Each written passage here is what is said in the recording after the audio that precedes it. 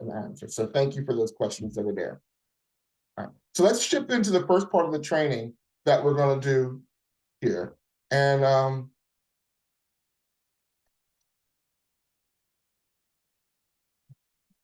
share my screen again. And let's do part one, maximizing the stage. All right. Do you see my screen now? Do you see two of me on there? Am I on? Yes. Okay. Yes. All right. So this is new to me. So thank you. Not used to doing this, but you visual people, this is my gift to you, the PowerPoint. So number one, I want to talk about maximizing the stage. So welcome again to this stage of the class called Maximizing the Stage. Now, when we talk about maximizing the stage, a lot of times, again, people don't know the value of being on stages like this. There were many people that I had interviewed that did not understand why this stage is a good stage, right? And that's fine, because who the people that you're trying to win are the people that you're trying to win. But the purpose, again, of this stage, every time you are speaking on the stage, you are speaking on the stage to show your brand and your message. It's an opportunity, not it's only to share your message, but to share your brand with the world. So being able to understand that, I want you to be intentional when you are on these stages, okay? When I met Rashmi, I met Rashmi on a international training group stage, right? But I know that every time I stepped into that Share Every Global stage, I was introducing myself to different people in their backyard. I was also establishing my credibility as a speaker with the knowledge that I was giving them, right? I was very intentional. Not every stage you're going to sell on, because sometimes you're going to be on stage giving the information, but people will be impacted by you that they would want to buy from you. And the way that I want to share with you today, I'm going to share with you some tips that are going to get you to, when you're on stages like this, that you will present yourself in such a way that the natural response is, what must I do to get that person in my backyard? That's what you want to do. It's exposure. So we need to show you the value of building the stage that you are on. And that's going to be intentional. So I need you to understand the assignment that you are working on today, that the assignment, again, is to strategically prepare that better, to not only just to motivate them, but we want to give your brand the visibility at that same time. To do that, you need to understand the different types of speaking opportunities that are out there. Now, most speakers come in here and say, and I've known, because now I've been doing this since 2016 now. So it's like, most speakers come on the stage and say, I want to get paid to speak. And I want companies to get you. And unless you have celebrity status, or unless you have a great network that's bringing you on, or you have sometimes gotten notoriety, the paid to speak is not as easy to do. It's work to get those paid to speak positions. Corporations and nonprofits. I started speaking thinking that I was going to be a corporate speaker, because I was in the corporate zone. I was in the insurance industry. I worked for Fortune 50 companies. I was in that corporate background. But the very first place that I ended up speaking was not a paid to speak environment. I ended up speaking to the fashion industry. I was sharing, speaking to models. That's where I met Melissa, right? I was sharing to know your worth. But one of my motivational messages that was teaching entrepreneurship to models. Was it a paid to speak message? No. But I made so many network openings that led to paid to speak opportunities because of that. So again, there's the paid to speak model, and that is a legitimate way, but it takes work to get there. It takes them knowing who your brand is, establishing your credibility and your authority that corporations want to hire you, right? And a lot of times they're going to say, well, where did you speak?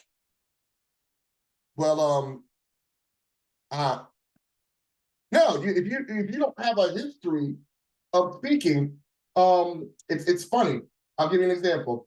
Yale University, the Yale University product that I'm on right now, the panel that they asked me for, I was like, how did they ask me to get on a faith, tradition, and social justice platform to be a panelist at an Ivy League university? And I was like, out of all the different topics, why did they choose me for that one? And I was like, they chose me for that one because they saw the history of my work. They saw the history of my work, and I said, I think you'll be a good fit for this conversation. If we were to ask you right now, what is the history of your work, what would you be able to show us? And it's not saying that you're not ready for the paid to speak model yet. It's just knowing that you have some work to do to get there. So you may have to pay to speak, which is the second one, which leads you to a pay to speak opportunity. Okay? So don't dismiss the second category, because some people look at the second category as, it's a scam. Why should I have to pay someone to give me a platform? Well, then you have the wrong mentality about what that platform is really about. A pay-to-speak platform should be looked at as a branding opportunity to get you in front of new people. The pay-to-speak model is an opportunity for you to develop your message and to get your message out there and to knock the kinks out, because you don't want to be knocking the kinks out of your message on a paid-to-speak platform. A paid-to-speak platform will actually expose you and make you more visible to other networks that are available. A lot of the people that you see here today, I have in some way have been on a paid-to-speak platform with. Half of y'all, right? But the other half of you may be like, well, why do I need to be on a pay-to-speak? Because again, it gives you exposure. The third one is actually my favorite, is build your own platform. If they won't pay you to speak, then build your own platform that will allow you to create your content, create your message, create your content, but you're creating your own platform. You're eating at your own table, right?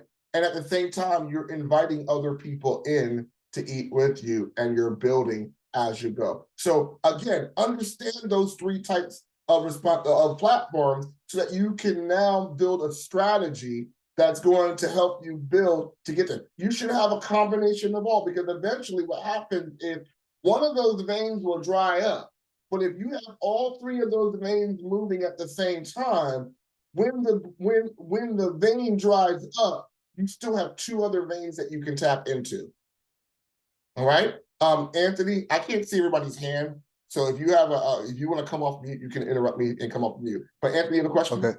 Yeah, real quick, when you talk about build your own platform, do you have some like suggestions of what that might be? Or I know like a podcast might be one, a YouTube channel, but are there others that you might, is there any other ideas, I guess, of what that would look like? That could be a podcast, that could be a book group, that could be your own social media, Instagram, and being able to do like Melissa does with her morning meds. You know, those are different things that you can do. You're adding pieces that are building to your platform and coming back and showing attention back to you. You can actually, I will show you in the speaker community that we're doing how to do your own conference. How many of you like how we put this conference together? You like the flow of it, and you're like, I think I can do that. Well, I can show you how to do that and build that. That's another way of you building your platform. The moment that I built this platform, the Champ I Am Summit, I received a higher level of credibility, because people started to look at my platform. Wow, we've given other speakers opportunity. And by me giving other speakers opportunity, it elevates me in the eyes of other people. It's kind of weird like that, but it's just how things are. So when I started to build my own ecosystem, I stopped being less dependent on the paid to speak, and I'm now open to other opportunities. So I'm just saying, don't limit yourself to one form. I would say do a mixture, which requires you to have a budget. Okay, make sure that you have a budget, because all of those platforms are going to cost you something, right? But the purpose of that platform is, how do I make money? I made more money this year building my own platform than I did between the other two. Does that make sense? So again, it's not one or the other. You just get to see the value of having all three. Now, you should be mindful of what platforms you're showing up on. So you should interview.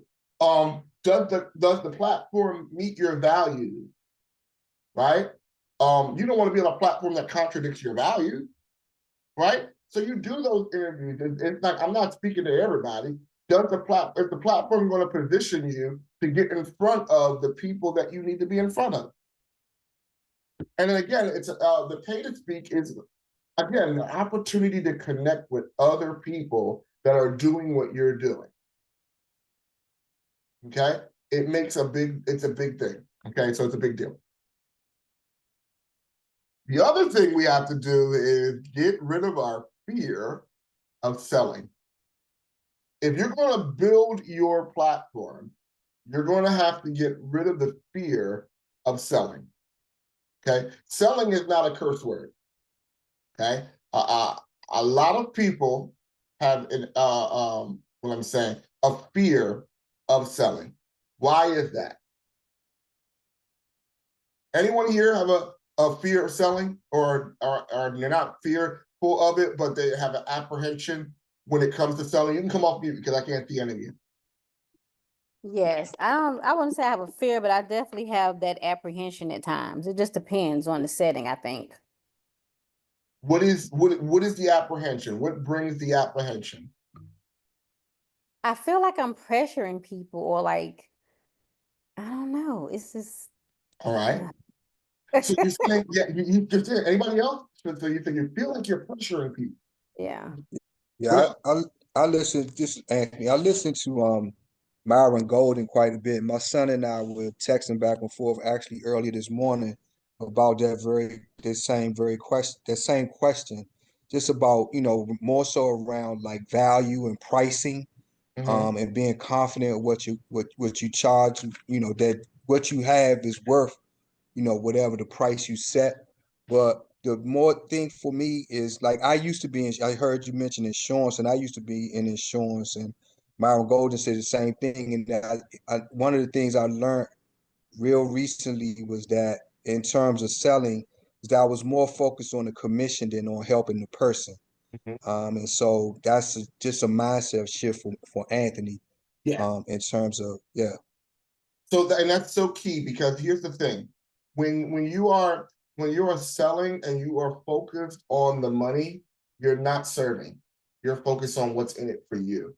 So when I train brokers for sales for my day job, one of the things I teach is that there's two types of sellers. There's an advocate and there's a mercenary. The advocate is there to speak for those that can't speak for themselves, to help them, to educate them. A mercenary is just in it for the sale, and they're out there, right? So the key is, even when you're trying to connect to these other people's platforms that are coaches that are out there, you got to be careful, because there are some coaches out there that all they want is your money. They don't care about whether you grow. They don't care about how you grow. They're just giving you information and then saying, I want the money. But when you understand that selling is not about that, selling is about, it's not a cuss word. It's not something that you have to be comfortable about. What you're doing is you are offering a service. Now, the problem where it becomes pressure is when you're trying to sell a service to somebody that doesn't want what you have, but you don't want to be in front of that person in the first place. When you understand that selling is a service, then you're like, okay, I understand that my service is to a certain group of people. So even though I know, like, I remember having this conversation with Melissa when we first got started. We were saying, I want to sell, I want everybody. But you can't speak to everybody. Everybody has a different language.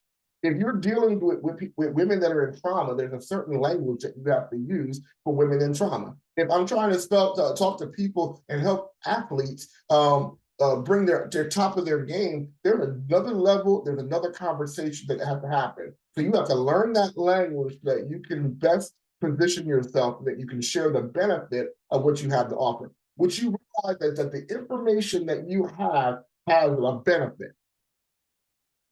They have a benefit. You have a benefit that if that person taps into what you are offering, you can take their life to the next level. But if the person doesn't want to move to the next level, they're not your customer. So you're not worried about them. That's why you stop focusing on who you didn't sell and focus for the people that you were able to sell. Because you said, I'm serving a certain population and not everybody can resonate with what I have to buy anyway. And I'm not going to change my brand to fit somebody who's not supposed to be getting my help. And it takes the pressure away from selling. So in the selling, you're educating your clients on the benefits of why they should be with you. That's why there should be some form of education in what you're doing. You're creating awareness, okay? And that's what you're doing with your brand. You are creating awareness about what you have to offer, your message, okay? Does that make sense? Am I in the house? Yes.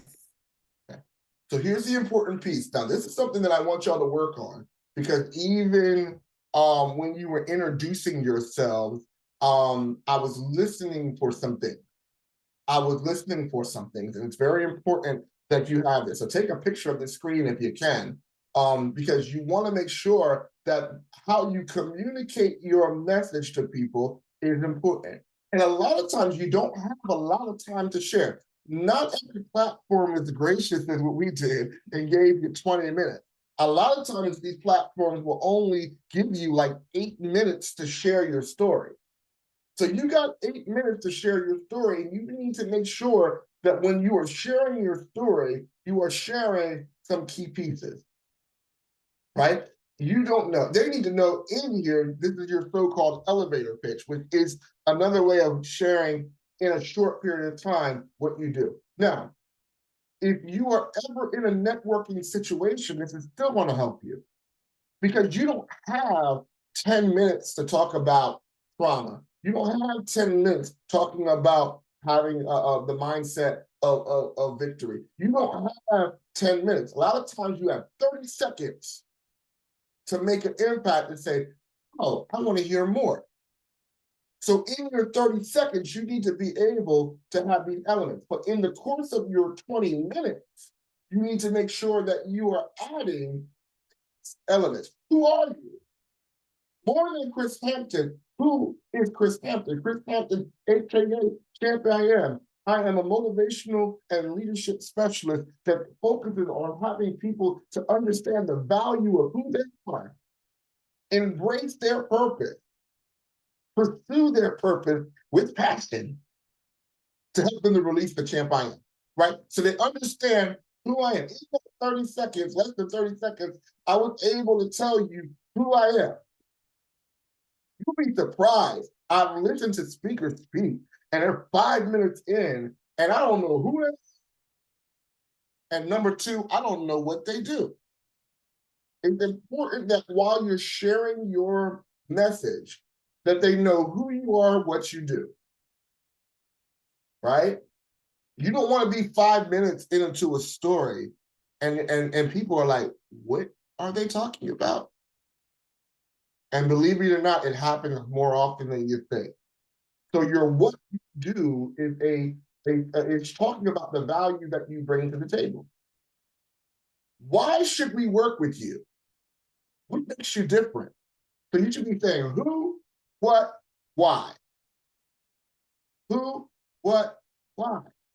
Why should we be working with you? Out of all the Reiki and spiritual advisors that are out there, why should I be working with the spiritual method?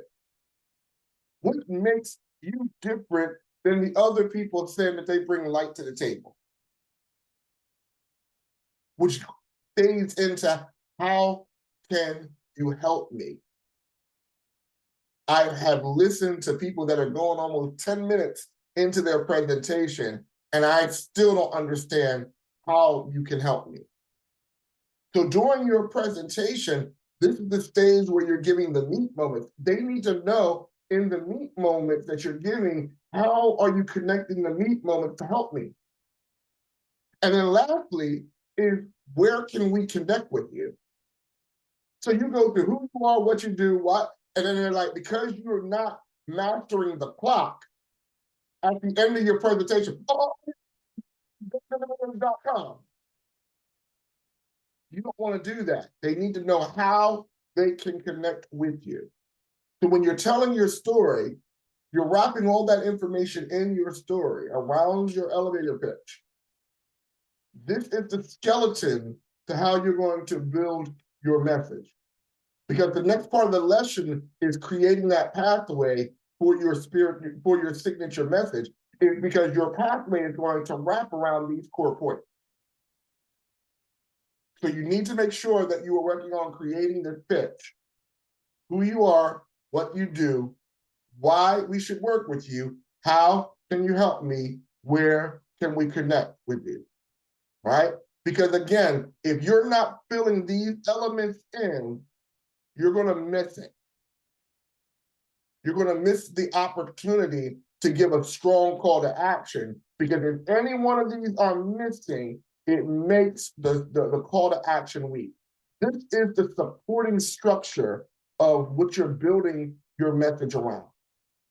Any questions? Yeah, I got a question, Chris.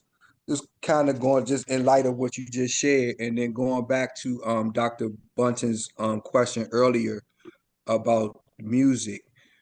In the presentation, is it possible to do a presentation? So if I'm on my Zoom, I can still be on screen on the Zoom, but then also put up like a PowerPoint. Is that, or Yes. some other type of you know what I mean, media?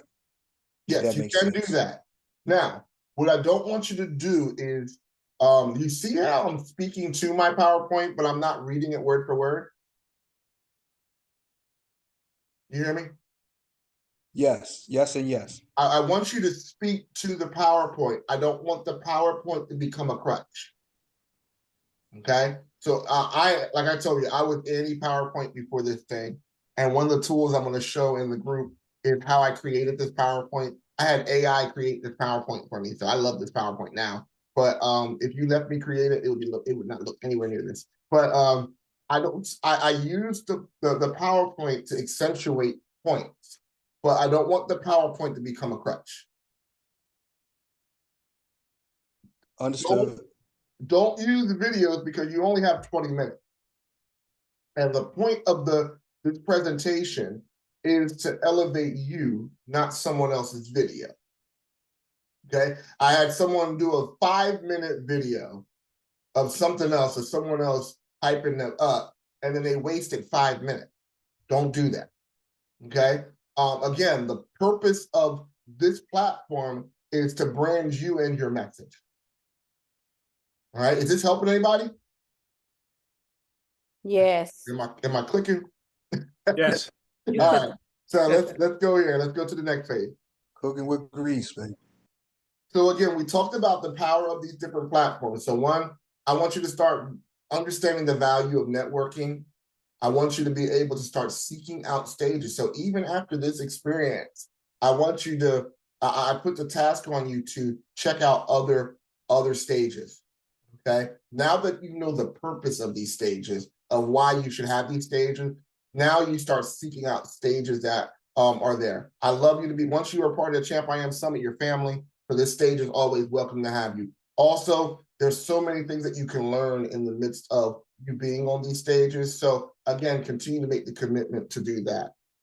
The next part of this training that we're going to do, and I'm going to spend the next half hour and then we're done, is talking about how to sell your story and maximize this stage and sell the story.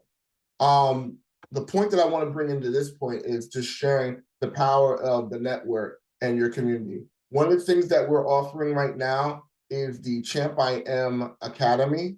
And as I alluded to it, it's a time that we meet once a month to share and to fine tune our messages. So it's creating a community of like-minded speakers that are going to be able to come together once a month, learn best practices, how to grow our network, how to grow to your network, how to develop your message. So we even listen to your messages, and we'll have a time to flesh out our messages. We can start working on our products and sharing different ways that we can do our products together. The Champ I Am Summit is a community.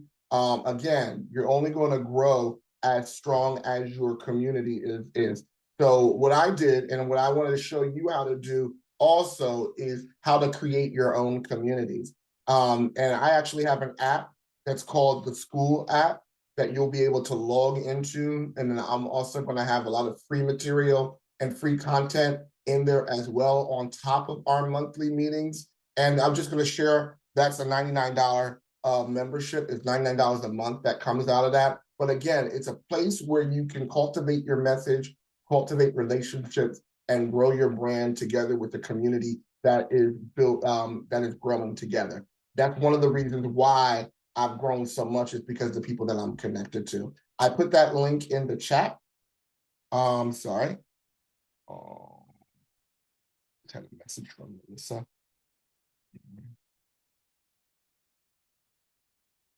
All right, so I did put that into the chat. And then I'm just going to go. Now, this is a very important message. So if you want to be a part of that community, you can hit that link, and that link will take you to join the community. And again, you are only as strong as the people that you are riding with, right? So you make sure that you're riding with the right people. All right, the last half hour of this message is the most important piece, because this is going to help you build your call to action. Okay. And that's the art of selling your